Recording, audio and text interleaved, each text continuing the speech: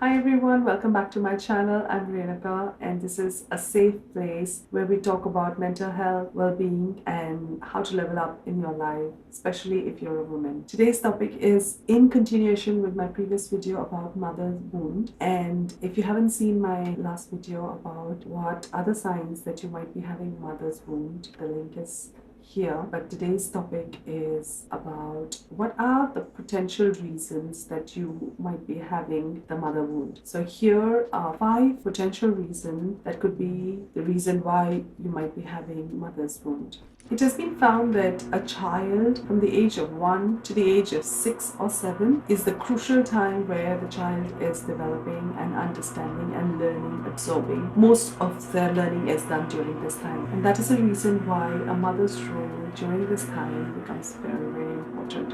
And it is also said that how you manage your child in these initial few years will decide how much you have to work on your child in the later years of the child's life. Very often, the number one reason why somebody could have mother's wound is emotional neglect or unavailability. There could be 2 reasons for that. If the mother is very busy and is unavailable to provide the emotional comfort to a child, and the other reason could be if the mother herself is incapable of handling or managing emotions. The knowledge of emotions is a very crucial knowledge to be imparted to children, and most often it is overlooked because we also don't know how to manage our child, or we never got that from our parents, so we don't know how to pass it on to your children. But it's very important that the child learns how to manage. First of all, learns what emotions are, then able to identify each emotion and able to manage their emotions. And when the mother doesn't have the emotional capability to help the child to manage, or leaves the child on its own to figure out and find a coping mechanism for the child to manage their emotion, this is when the mother wound develop. The ideal way would be if the child is feeling sad, the mother is supposed to be with the child and just like help the child to identify that, oh, you're feeling sad, and empathize with the child.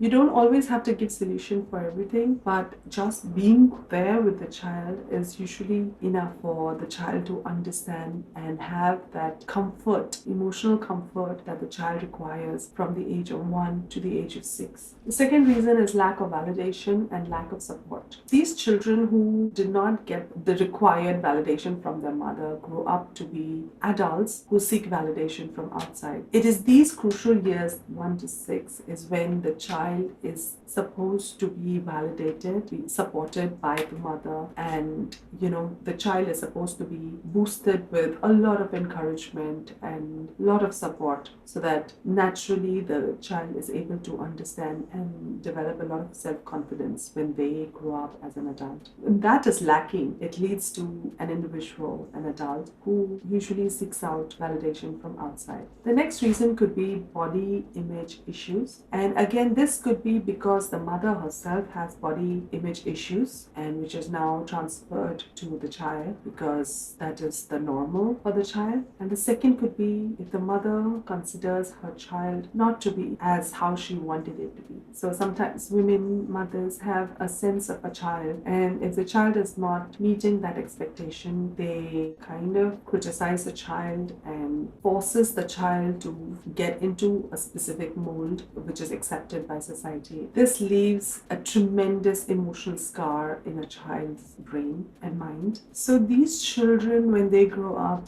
to be adults who are constantly seeking out ways and methods to make them perfect. It could be through surgeries, and they have a very distorted sense of self-image. So, those girls who look at the mirror and they would say that I look fat, even though they are just fine. It's that distorted sense of self-image that is playing in their mind. Number 4 is trauma or abuse. And this is very common unfortunately, and goes as a way of parenting. But this can leave a very deep scar in a child's mind. So, any kind of emotional, verbal abuse or manipulation done on a child leaves a very, very traumatic experience for the child. And the child grows up to be having, again, a very distorted self image. So, it could also mean the mother is very critical and always finding faults in the child and trying to be, like in a way, teaching the child to be the perfect way. But it's very important to allow the child to make mistakes so that they can learn from mistakes. So parenting is a skill, and unfortunately the skill is not being passed on correctly and it's not being taught. Yeah, so it leaves mother wounds in children who live in that kind of environment or grew up in that kind of environment where they were criticized a lot by their mother. The mother wasn't modeling the right figure that they could look up to and they could learn from her behavior. And number 5 is unrealistic expectations and unreasonable pressures. And again, this is also very common when parents are unable to fulfill some of their desires. They kind of think that the children are an extension of themselves. So whatever they could not do themselves, they would do it through their children. So if a mother is hoping that I wish I could be this student who was an A grade child in her school, but she wasn't, so she might expect the same from her child and would force the child to meet the expectation and fulfill that wish that she could not do it for herself, but the child should do it for her. And this again creates a lot of pressure and a lot of trauma. And this again is not the capital T trauma, it's the small t trauma. But when it's happening every day in the course of time, the child develops coping mechanisms